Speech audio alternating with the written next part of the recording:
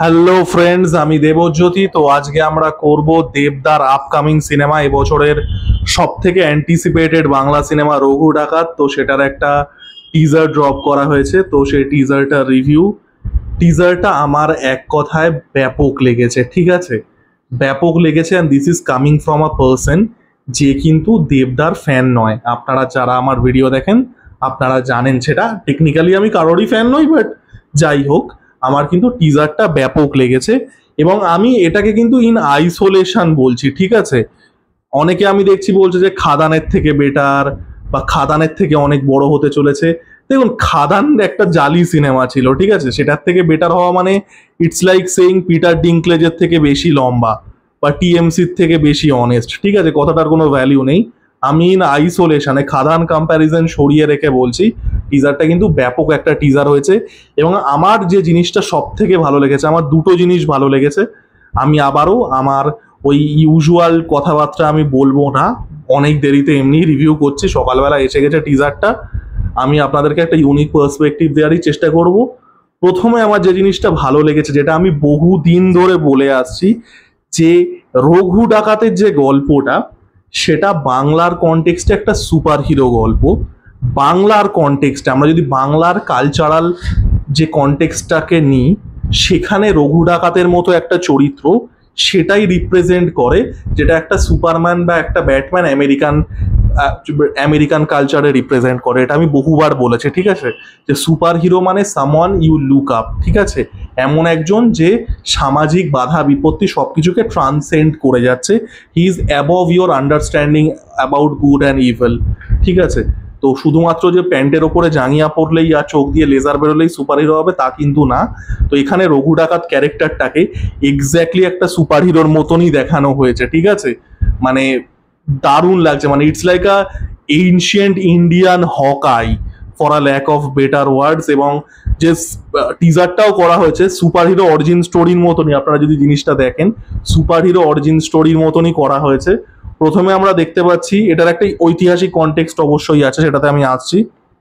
আমরা দেখতে পাচ্ছি যে এই যে মানুষটা রঘু ডাকাত, সে কেন ডাকাত হয়ে উঠছে, সে কেন ব্রিটিশদের ওপরে যুদ্ধ ঘোষণা করছে। এখানে রঘু ডাকাতের সাথে ব্রিটিশের যুদ্ধটাই ফোকাস বেশি করা হয়েছে, যেটা ঠিক ডিসিশন, ঠিক আছে?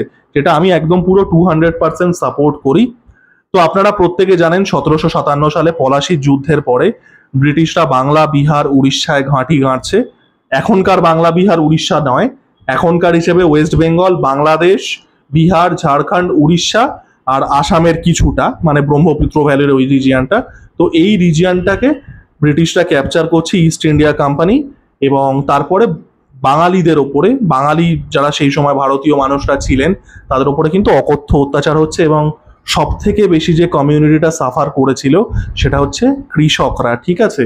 কারণ তাদেরকে প্রচন্ড পরিমাণে প্রিডেটরি ট্যাক্সেশন দেওয়া হতো এবং সেখান থেকে কিন্তু 76-এর মন্বন্তর হচ্ছে 1770 সালে যেটা হয়েছিল, যেটা মানে প্রথম ফ্যামিন ছিল। তারপরে ব্রিটিশরা ইচ্ছে করে আরো অনেকগুলো ফ্যামিন করিয়েছিল, 1942-এর famine being the biggest example.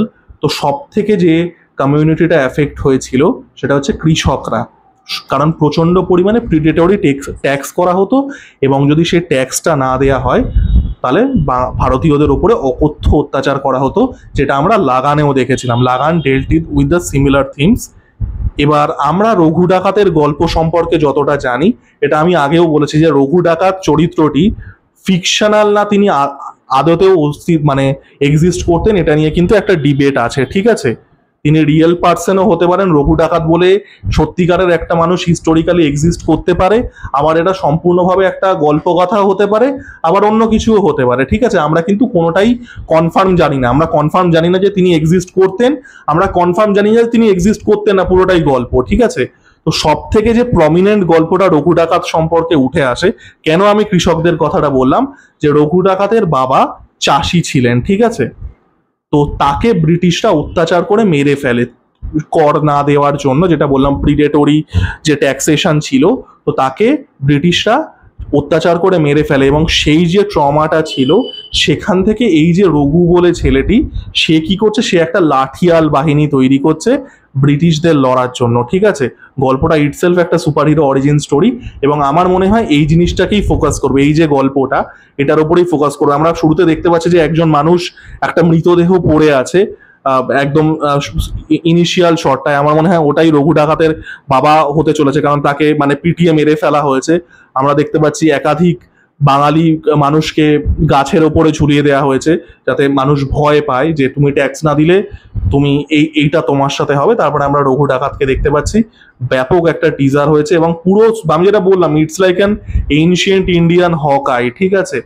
দারুণ লাগছে, এবং যেভাবে মা কালীকে দেখানো হয়েছে, এবং এই যে মা কালী, এই যে শাক্ততান্ত্রিক, এই যে হিন্দুইজমটা, এই জিনিসটা কিন্তু দুর্দান্তভাবে দেখানো হয়েছে।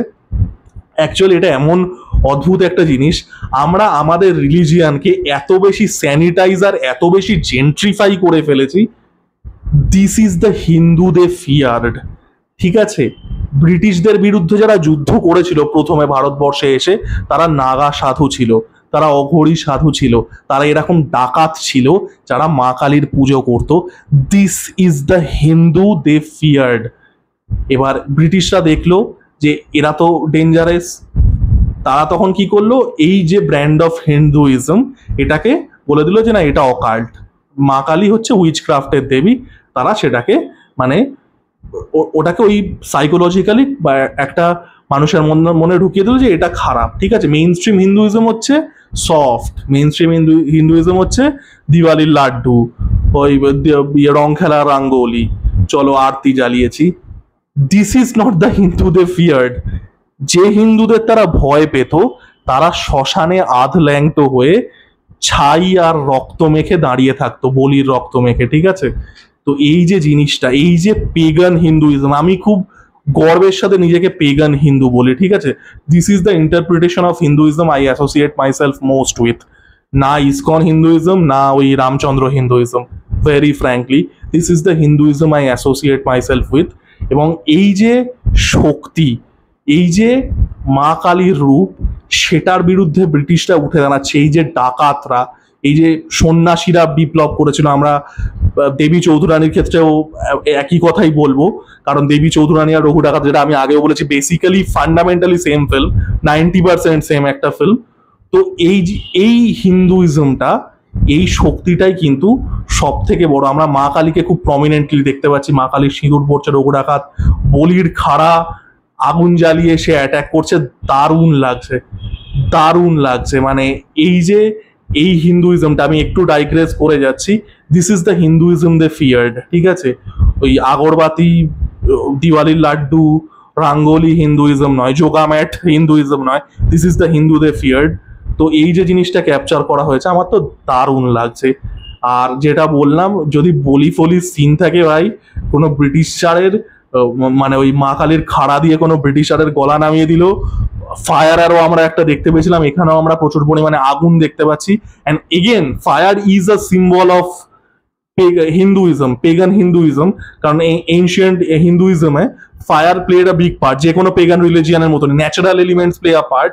তো এখানে আমরা আগুনের খুব প্রমিনেন্স দেখতে পাচ্ছি, রক্তের প্রমিনেন্স দেখতে পাচ্ছি, রুধিরপ্রিয়া মা রক্ত ভালোবাসেন। তো দারুণ লাগছে, দারুণ লাগছে। আমার এই সিনেমাটা নিয়ে অনেস্টলি আমার খাদান জঘন্য লেগেছিল, বাট এই সিনেমাটা নিয়ে আমার হিউজ এক্সপেকটেশন আছে। এবং যেটা আমি আগেও বলেছিলাম, যদি দেখি এইসব ব্রিটিশারদের বলি ফলি দিচ্ছে, খাড়া ফাড়া দিয়ে, ফায়ার ফেরো দিয়ে জ্বালিয়ে দিচ্ছে, আমি তো ভাই হলের মধ্যে চেঁচাবো, ঠিক আছে, হলের মধ্যে করে চেঁচাবো। দারুণ লাগছে। তো আপনাদের কেমন লেগেছে জানাবেন। টিজারটা আশা করছি দেবদার ফ্যানদের তো দারুণ লাগবে।